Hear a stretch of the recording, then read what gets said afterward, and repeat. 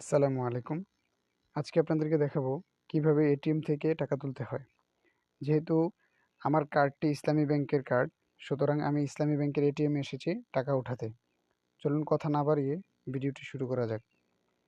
এই যে এখানে এসে আমার হাতে যে কার্ডটি দেখতে পাচ্ছেন, প্রত্যেকের কাছে কিন্তু এরকম একটা কার্ড দেওয়া থাকে। তো এই যে সিমের একটা অংশ দেখতে পাচ্ছেন, এই সিমের অংশটাকে আপনি প্রথমে প্রবেশ করাবেন। যদি আপনি এই অংশটাকে প্রথমে না দিয়ে এটাকে ঘুরিয়ে দেন, তাহলে আপনার কার্ডটি ভিতরে প্রবেশ করবে না।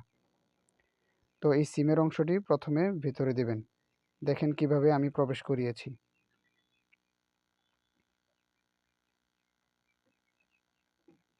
প্রবেশ করানোর পরে এখানে লক্ষ্য করবেন, এই যে এই অংশটাতে আপনার পিন চাবে। হ্যাঁ, একটু অপেক্ষা করলে এখানে আপনার পিনটা চাবে। তো এই যে এখানে পিনের অপশন আসছে, আপনি এখান থেকে পিনটা দিয়ে দেবেন।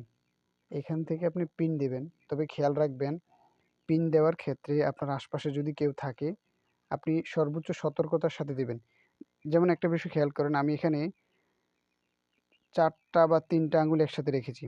এই যে খেয়াল করেন, প্রায় 3-4টা আঙ্গুল একসাথে রেখেছি। হ্যাঁ, তো 3-4টা আঙ্গুল একসাথে রাখার সুবিধাটা হচ্ছে কি, পাশে কেউ থাকলে সে বুঝতে পারবে না যে আসলে আপনি পিন হিসেবে কোনটা দিচ্ছেন। ঠিক আছে, এটা খেয়াল রাখবেন।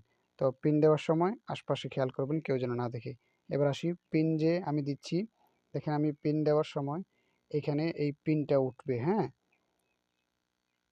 এই যে পিন দিয়ে ফেলেছি, পিনটা দেওয়ার পর সামনের অংশে দেখি কি দেখায়।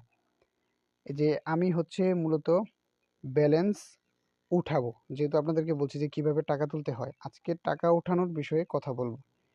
যেমন এখানে দেখেন, ব্যালেন্স অনুসন্ধান আছে, সংক্ষিপ্ত বিবরণী আছে, আরও ইত্যাদি আছে, কিন্তু আমি চাচ্ছি ব্যালেন্স উঠাতে।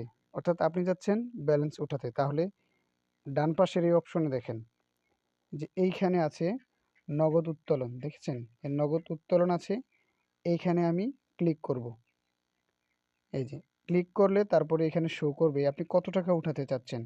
যেমন এখানে আছে 500 টাকা আছে, 1000 টাকা আছে, 2000 টাকা আছে, 3000 টাকা আছে।